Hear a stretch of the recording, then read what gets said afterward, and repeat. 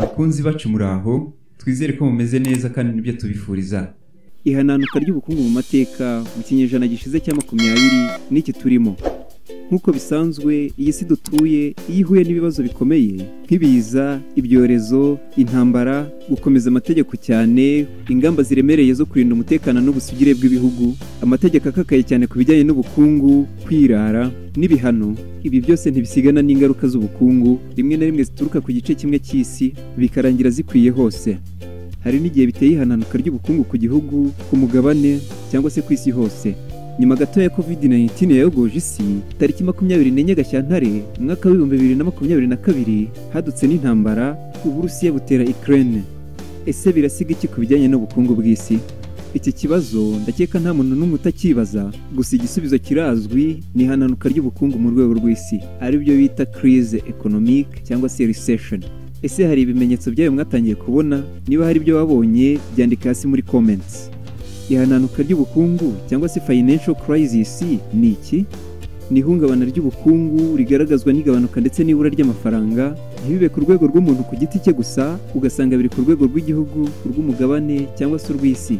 Ingaruka mbi ya mbere iterwa n'ihungabana ry'ubukungu ni ugutakaza ubushobozi bwo guhaha bishingiye ku ibura ry'amafaranga, bigatuma abantu batangira kugurisha imitungo yabo ku mafaranga make nk'ubutaka, amazu, imodoka baguze zibahenze, imigabane bafite mu bigo bitandukanye n'ibindi.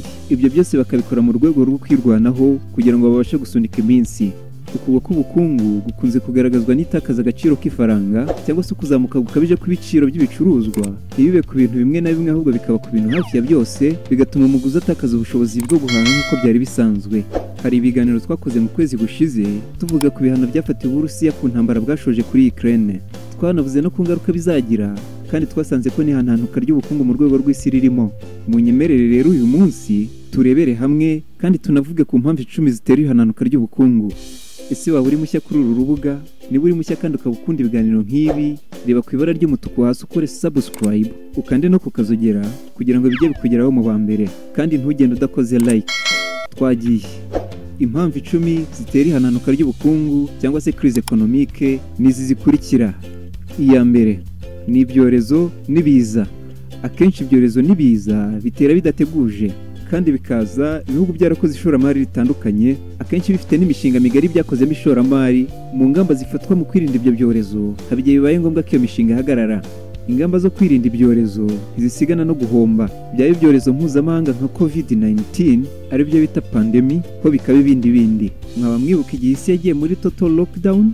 Abajijutse mu bijyanye n'ishoramari babaza ibihombo byatewe na COVID-19, bagaragaza ko ingaruka z'ibihombo yateje zarimo na crise economique mu rwego rw'isi nubwo itari nini cyane.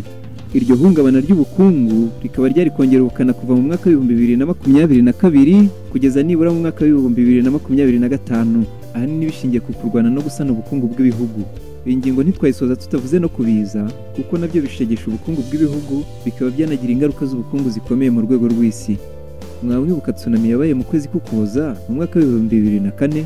Icyo gihe umutingito w'isi ukomeye cyane wabereye mu nyanja y'Ubuhinde hafi y'ikigobe cya Thailand, maze uzamura amazi y'inyanja uyaha umuvumba ufite metero 30 z'ubutumburuke, ahaguruka ava rwagati mu nyanja yerekeza ku nkombe, agendera ku muvuduko w'ibirometero 500 ku isaha. Icyo gihe wahitanye nibura abantu 230, wangiza n'ibintu bihwanye nibura na miliyari 13 z'amadolari. Nubwo icyo kiza kitateje ibihungabana ry'ubukungu mu rwego rw'isi, ariko ibihugu byagizweho ingaruka n'iyo tsunami, ubukungu bwabyo bwarangiritse bikomeye ku buryo kwiyubaka byabafashe imyaka myinshi.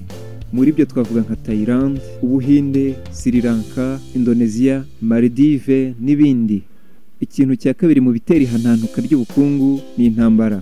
Nyuma gato y'intambara ya kabiri y'isi yose yasojwe mu mwaka wa 1945, Leta Zunze Ubumwe za Amerika zagiye gutanga ubufasha kuri Korea y'Epfo mu ntambara barwanagamo na Korea ya Ruguru.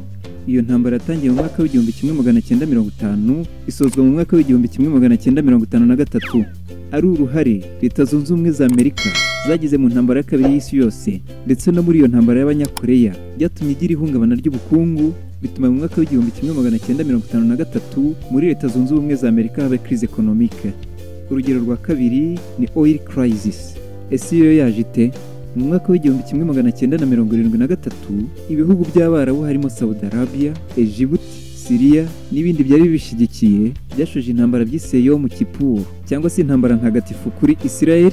Igihugu cya Israel kitsinda kibifashijwemo na Leta Zunze Ubumwe za Amerika, Ubwongereza, Canada, Ubuyapani n'Ubuholandi, South Africa n'ibindi.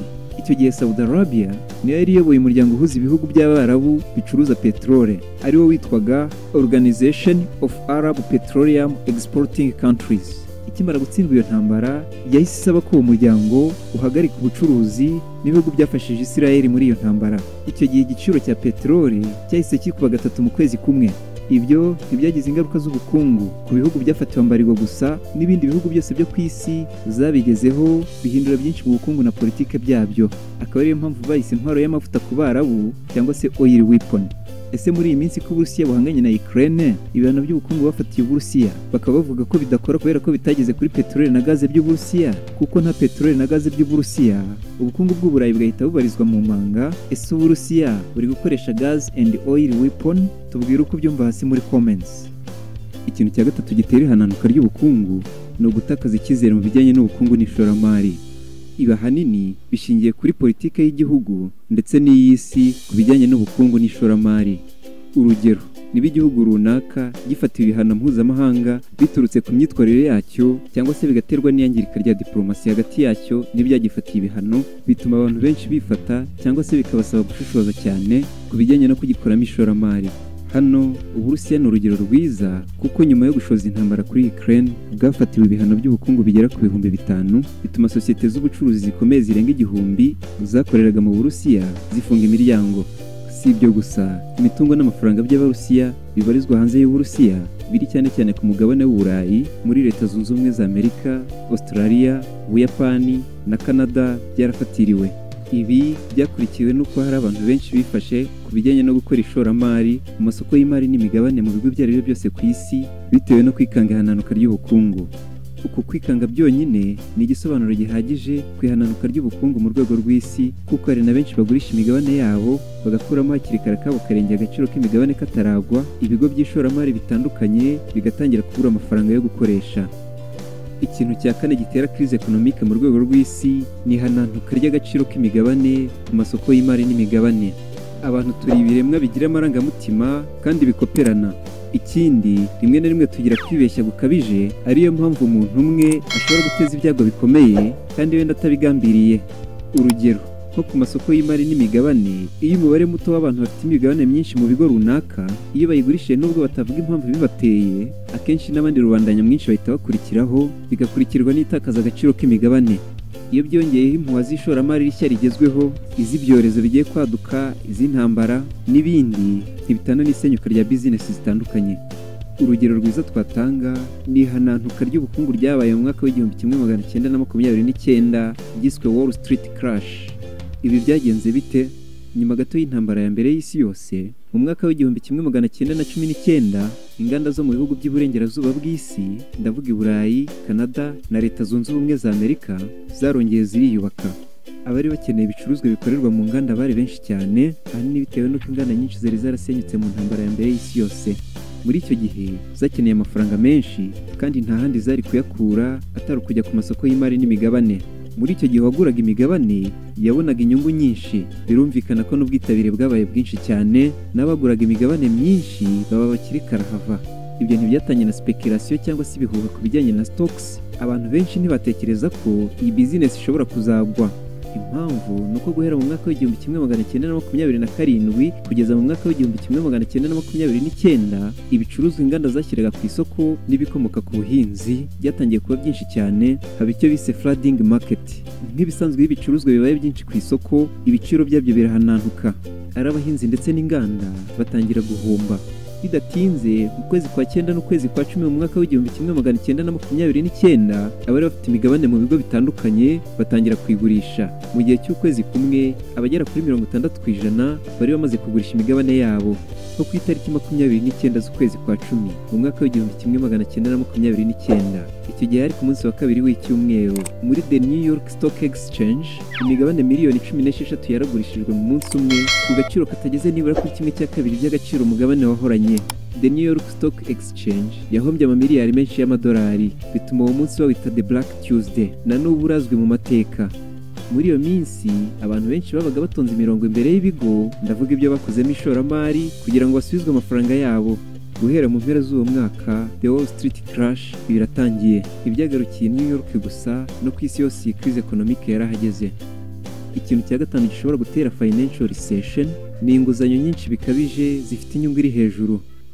Kuva mu mwaka w'ibihumbi 2000 kugeza mu mwaka w'ibihumbi 2005, banki zo muri Leta Zunze Ubumwe za Amerika zashishikarije abantu benshi gufata inguzanyo z'amazu, cyane cyane inzu zo guturamo.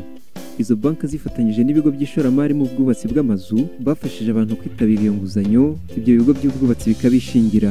Bitewe n'uko inyungu ku nguzanyo yari hasi cyane, byatumye ubwitabire bugera kuri miliyoni 50 by'abantu bafashe iyo nguzanyo.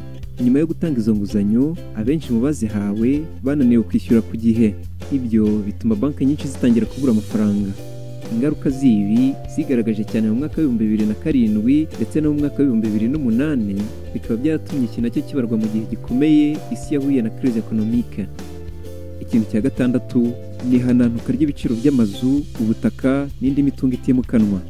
Nk'uko tumaze kubivuga, iyo igihugu ndetse n'abaturage bacyo bakoze ishoramari cyane mu mitungo itimukanwa, abantu benshi barirekura, iyo mitungo ikanahenda cyane, bigatuma amafaranga menshi ari mu gihugu ashorwa muri iyo domaine, kandi akenshi bikurikirwa na housing bubble crash. Ibi biterwa n'uko bamwe mu bakoze n'ishoramari ubushobozi bwa nyuma baba bafite baba babushoyemo, bakagura imitungo itimukanwa ibahenze, ariko igihe kikagera bakayirekura ku mafaranga make cyane, bakayitanga bayihombeje kugira ngo babone amafaranga yo kwifashisha mu buzima busanzwe. Ibi rero iyo bibaye ku bantu benshi bitera crise economique mu rwego rw'igihugu, byaba ngombwa ikagera mu rwego rw'isi, nk'uko byagenze mu mwaka w'ibihumbi 2007 n'umwaka w'ibihumbi 2008. Icya karindwi, namwe mu mategeko agenga ubukungu usanga ari mabi ndetse n'ibihano by'ubukungu. Icyo twaheraho ni ubusumbane bukabije buri hagati y'amafaranga ku isoko ry'ivunjisha. Ese uzi ko 60% by'ibicuruzwa biri kuri uyu mubumbe w'isi bigurwa mu madolari y'abanyamerika, 20% bikagurwa mu mayero, andi mafaranga yose asigaye ku isi akagira uruhare ku bicuruzwa bingana na 20%? Ibi abantu benshi bashobora kutabyumva neza, ariko niko bimeze. Impamvu nuko ibicuruzwa hafi ya byose bigurirwa hanze y'ibihugu, kugira ngo bikugereho bisaba kuvunjisha amafaranga ufite mu madolari, kandi n'ibicuruzwa by'agaciro hafi ya byose nka peterole, gaze, amabuye y'agaciro, ikawa n'ibindi, hafi ya byose bigurwa mu madolari. Bisobanura ko iyo hagiye gushyirwaho politiki y'ifaranga, abanyamerika n'abanyaburayi nibo bafite ijambo, ubwo indi si ikagendera ku mabwiriza y'ifaranga ritangwa n'abo ngabo, n'amabwiriza agenga ubukungu mu rwego rw'isi nibo bayashyiraho. Ikibabaje ni uko usanga yiganjemo imitego ibuza ubwinyagamburiro ibihugu bikennye n'ibiri mu nzira y'amajyambere. Ku ngingo ijyanye n'ibihano ho, nabyo bishobora kugira uruhare mu ihananuka ry'ubukungu bitewe n'uwafashe ndetse n'ufatiwe ibihano. Hano urugero twatanga rw'ibihano byateje crise economique ni icyiswe oil crisis, yabaye mu mwaka w'igihumbi 1973 mu ntambara yiswe yo mu Kipu cyangwa se intambara ntagatifu, ubwo Arabia Saudite ifatanyije na Egypt, Iraq na Syria byashoje intambara kuri Israel, noneho Israel ikayitsinda ibifashijwemo na Leta Zunze Ubumwe za Amerika, Ubwongereza, Canada, Ubuyapani ndetse na Afurika y'Epfo. Ibi birakaza cyane Arabia Saudite n'abambari bayo, bituma ibi bihugu by'Abarabu bifatira mbarigo ku bucuruzi bwa peterole ibihugu byafashije Israel muri iyi ntambara. Icyo gihe igiciro cya peterole cyahise kikuba gatatu, biteza ihungabana ry'ubukungu mu rwego rw'isi. Ubu mu mwaka w'ibihumbi 2022 ikigezweho n'ingaruka z'ibihano byafatiwe Uburusiya ku ntambara bwashoje kuri Ukraine. Ese waba waratangiye kuzibona? Niba hari zo wabonye, zitubwira hasi muri komenti. Ikintu cya 8 gishobora guteza crise economique mu rwego rw'isi no gucunga nabo umutungo. Guhera muri za 70 kugeza mu mwaka w'igihumbi 1991, ibihugu byo mu burengerazuba bw'isi cyane cyane byari mu ntambara y'ubutita, byari mu nkundura yo kubaka imijyi mishya kandi igezweho, batakaza amafaranga menshi mu kubaka imiturirwa miremire cyane, ndetse n'imihanda myiza binagezweho na n'uyu munsi bitwara amafaranga menshi cyane, abenshi bagira n'ibihombo byaturutse ku gucunga nabo umutungo. Icyo gihe n'ifaranga ry'idolari ry'abanyamerika ryatangiye gutakaza agaciro, ahanini biturutse kuri speculations cyangwa ibihuha bishingiye ku gaciro gashya k'idolari mu gusoza intambara y'ubutita na nyuma yayo. Ibyo byatumye mu mwaka w'1990 banki zikomeye zigera ku gihumbi zo mu bihugu byo mu burengerazuba bw'isi zihomba hagera kuri miliyari 500 y'amadolari y'Amerika maze zifunga imiryango. Ibyo ahanini byatewe n'uko Leta Zunze Ubumwe za Amerika mu gusoza intambara y'ubutita zashatse gutsura agaciro k'idolari maze zigabanya umubare w'amadolari yari ku isi. Ibyo byateye ihungabana ry'amasoko y'imari n'imigabane kuko abantu benshi batakarije idolari icyizere maze abenshi bagurisha imigabane yabo banayitesheje agaciro. Ibyo bitera ihungabana ry'ubukungu ryo mu mwaka w'1991. Ikintu cya cyenda gishobora guteza crise economique ni itumbagiro ry'imishahara y'abakozi. Imishahara y'abakozi iyo izamutse cyane bagasaba imishahara iri hejuru wenda bikanze ko ubukungu bw'igihugu bwazamutse cyangwa se kubera amakuru bafite yuko buri kuzamuka cyangwa se rimwe na rimwe bari kubiterwa no gutakaza ubushobozi bwo guhaha bitewe n'uko ibiciro by'ibicuruzwa byazamutse cyangwa se ifaranga ryataye agaciro. Ibi byose iyo bitumye imishahara yabo izamurwa cyane nabyo bishobora kugira uruhare mu ihananuka ry'ubukungu. Mu mwaka w'1973 muri Leta Zunze Ubumwe za Amerika habaye ihananuka ry'ubukungu rito riturutse ku mishahara y'abakozi yari hejuru cyane n'itakaza agaciro k'ifaranga, ndavuga idolari ry'Amerika, bituma uwari perezida wa Leta Zunze Ubumwe za Amerika Richard Nixon afata umwanzuro wo kugabanya imishahara fatizo y'abakozi. Ikintu cya cumi ari nacyo cya nyuma gishobora guteza crise economique ni ukutitabira ibigo by'imari n'amabanki, ruswa no kunyereza imisoro. Mu busanzwe uruhererekane rw'amafaranga ruturuka kuri banki nkuru y'igihugu cyangwa se Central Bank rugakomereza muri banki zisanzwe ku nyungu nto, noneho nazo zikayahanahana n'abakiriya.